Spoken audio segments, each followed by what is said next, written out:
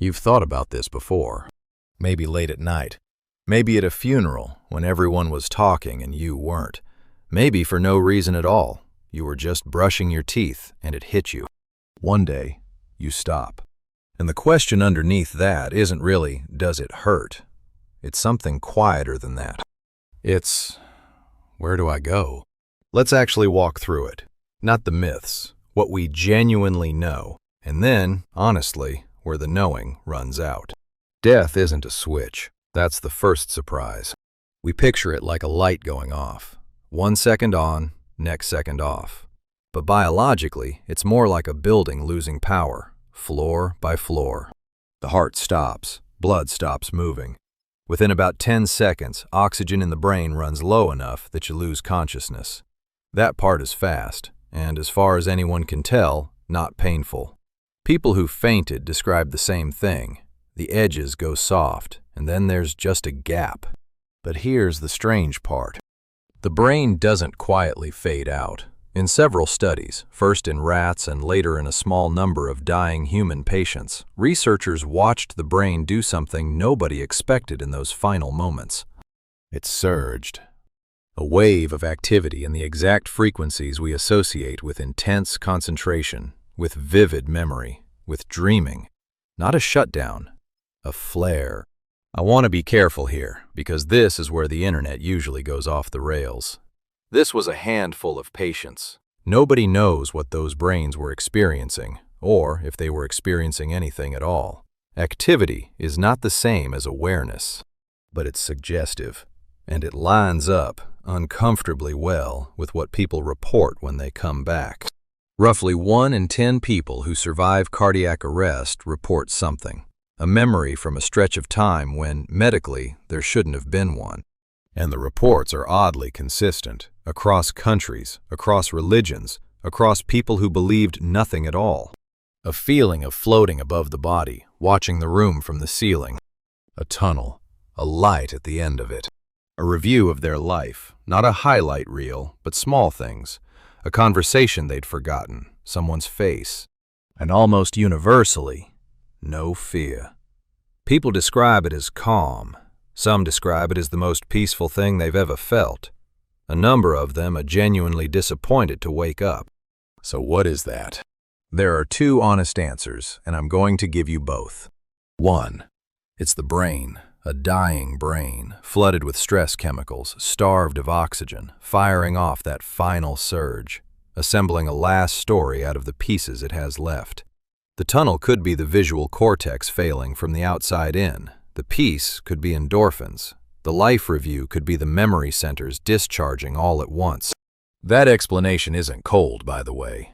It means your brain's last act is to make you feel safe. That's not nothing. 2. We don't know. Researchers have tried for years to test the floating above the body claim, hiding images on high shelves in emergency rooms, where only someone near the ceiling could see them. In the largest attempts, essentially nobody has read one back. That's evidence. It's not proof.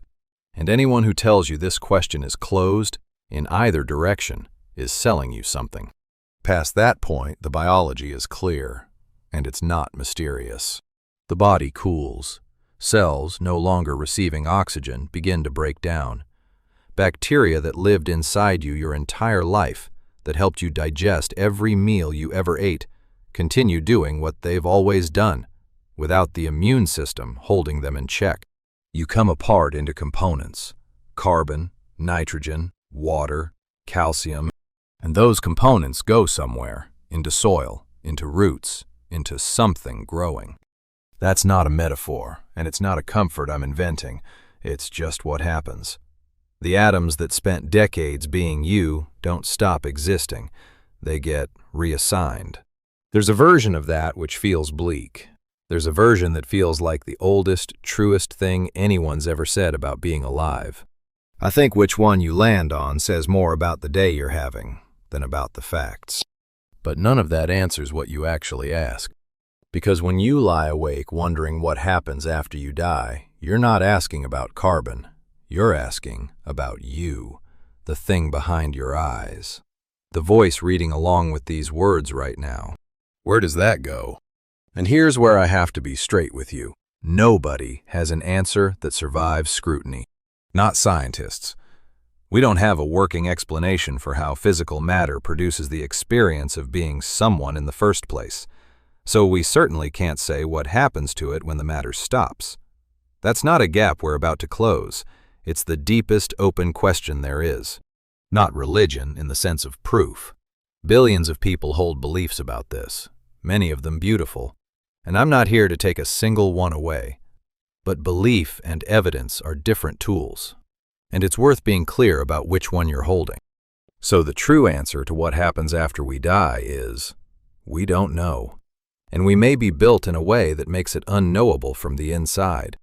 I'd rather tell you that than hand you something tidy. But there's one thing about death that isn't uncertain at all. And I think it's the thing people are really reaching for. Something of you does continue, verifiably, measurably. The way you talk shows up in how your friends talk. Someone laughs at a joke you made in 2019 and doesn't remember where they got it.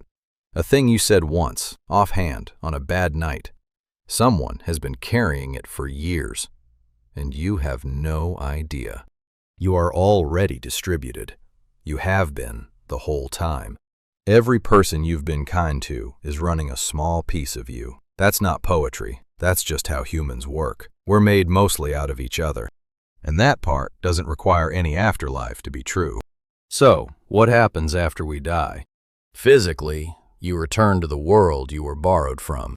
Consciously, nobody knows. And it's okay to sit with that. Practically, you keep going in the people who knew you, which means the size of that ending is something you're deciding right now in how you treat the people around you today. Thanks for sitting with a hard one. Take care of yourself.